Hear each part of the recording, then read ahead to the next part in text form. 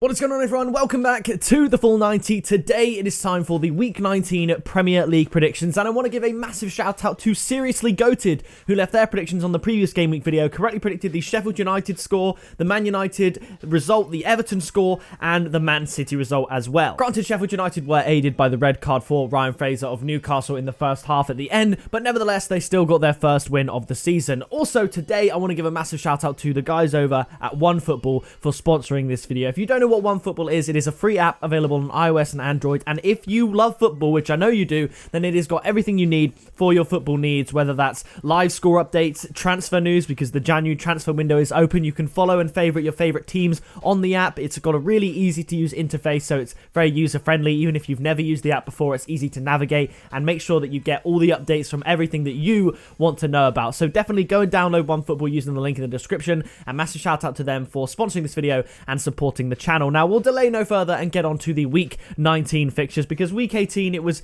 a smaller week because it was one half of a game week, and it was okay for me, but nothing too absolutely crazy as far as my predictions or tips were concerned. So kicking off in Week 19, we have Wolves up against West Brom. Now West Brom, Sam has not had the, Big Sam I should say, I don't really know him on a first name basis like that, but he has not had the impact on West Brom that I'm sure many of the fans would have hoped for. They're still struggling to really get any results, and I think Wolves, after losing to Everton, are going to want to bounce back for this game at home, and I think they will have enough to beat West Brom in a fairly low scoring but comfortable 2-0 win to Wolves. And given that narrative that I've chosen, my tip is going to be Wolves win and under 4.5 goals at 1.75, because the regular Wolves win is at 1.55, so I thought to add 0.2 to the odds, just saying that there won't be 5 goals or more, seems pretty good, because I think the 3-3 draw between Wolves and Brighton was a bit of a freak goal scoring result. Now next up, it is Leeds up against Brighton. Leeds having a bit of a tough time lately.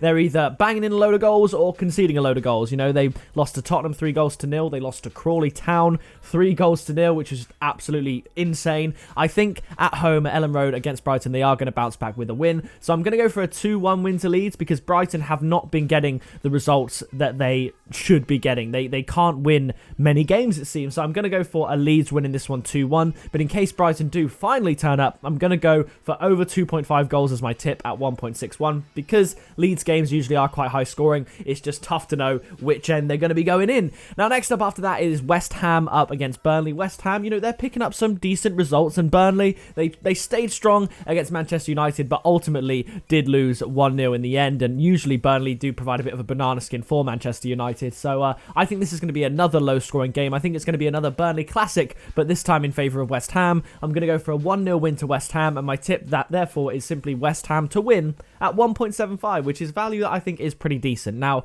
after that, we have Fulham up against Chelsea. Fulham taking a very, very good point against Tottenham Hotspur. Tottenham doing what they seem to do when they draw 1-1. It's failing to kill the game. They get 1-0 up, they look and they feel comfortable, they look good for the win, but they don't get that crucial second goal. They concede an equaliser too late and cannot come back, but we'll get to Tottenham later. Fulham up against Chelsea. I think it's going to be an exciting game. I think Fulham are slowly improving and growing into the season. Whether or not they'll have enough to stay up in the Premier League is a different matter, but I think Chelsea, who have been on a bit of an iffy run of form lately, are going to bounce back and get this win here. So I'm going to go for a 3-1 away win to Chelsea, and my tip is going to be Chelsea win and over 1.5 goals at 1.72, which used to be the old faithful prediction. Now next up, it is Leicester up against Southampton, and this is a fixture that in recent history has not been short of goals. Of course, we had the unreal 9-0 Leicester win at St Mary's Stadium not too long ago, and the thing is, with Leicester versus Southampton, Leicester don't have a great record at home against Southampton. I think the last time they beat Southampton at home was nearly 5 years ago now, so Southampton will fancy their chances, but I think Leicester are just playing a little bit better this season, and I'm going to give them the edge. In contrast to previous recent results,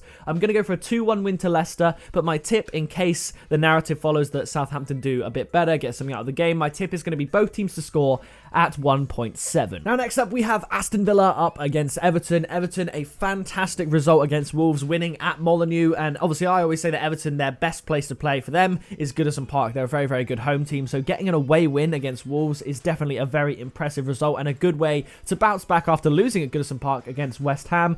I think this is going to be a close game. I can see both teams scoring in this because Aston Villa, they've had a pretty decent season, and Everton themselves are, they're very close. They're right in amongst the fight for top 4 at the moment. So I think both teams are going to score, but I'm going to give Everton another 2-1 away win, and my tip is going to be Everton double chance and both teams to score at 1.95. So that allows for, a 1-1 draw or something like that. If Everton don't get over the line, I think they will be capable enough to at least score and get a draw minimum. So that is going to be my tip there. Now, next up, it is Sheffield United up against Tottenham. Sheffield United, finally, they are winning games. They've won in the Cup. It was very, very close, and they won in the Premier League. It took 10 men and a whole half to do so to win 1-0, but Sheffield United have got their first win. Are they going to get anything out of this game? They definitely are not. Tottenham are going to win this game, especially after Tottenham drew to Fulham. They are not going to drop points to Sheffield United. Sheffield United have got a decent record against Tottenham, considering how different the two teams are in terms of quality, but Mourinho is not going to allow this Tottenham side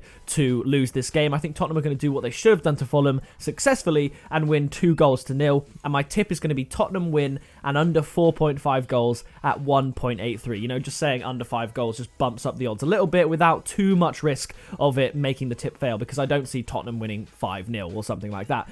Now, next up, it is an absolutely massive game. It is Liverpool up against Manchester United. First place in the Premier League against second place in the Premier League. And I think this is going to be, of course, a very, very close game. If Liverpool were at full strength, and I mean full strength, I would give them a win here. I would say 2-1. And I was thinking about giving Liverpool a win, but given some of their notable absentees and their recent form dropping points here and there, Manchester United have the belief they're going away from home and picking up really, really good results.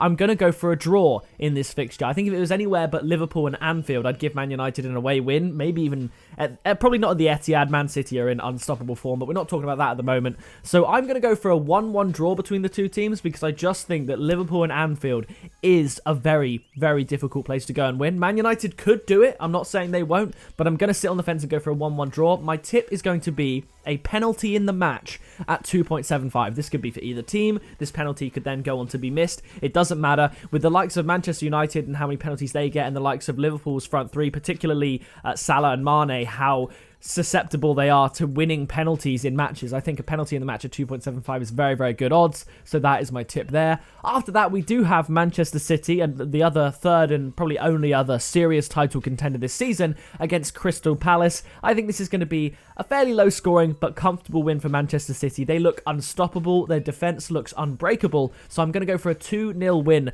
to Manchester City at the Etihad Stadium. And my tip, it's a tip that I'm always reluctant to give, because at any 1 second in a football match, this tip could be completely written off, but my tip is going to be Manchester City to win to 0. So, 1-0, 2-0, 3-0, you get it. I'm going for 2-0, of course, and that is valued at 1.8. So you might be thinking, if Man City to beat Palace is valued at 1.14, which is nothing, why is it valued at 1.8? It's because, like I said, at any second in the football match, Palace could just score. City could be 6-0 up, and Palace could score a goal, win 6-1. You get the result right convincingly, but you lose the tip. So that's why the value is so high. Now, the final fixture of the week, it is Arsenal up against Newcastle, a repeat of the FA Cup. And I think Arsenal, they should have probably won the game in regular time. It took extra time for them to get the job done. I'm actually going to go for the same scoreline in this fixture as the extra time ended, because I think Newcastle, obviously, they just came off of a loss to Sheffield United, the only team in the league to do that. Their confidence isn't going to be that high. In contrast, Arsenal's confidence is going to be very high. I'm recording this and posting this before the Arsenal Crystal Palace game, so I don't know the result of that. I predicted a 3-2 win to Arsenal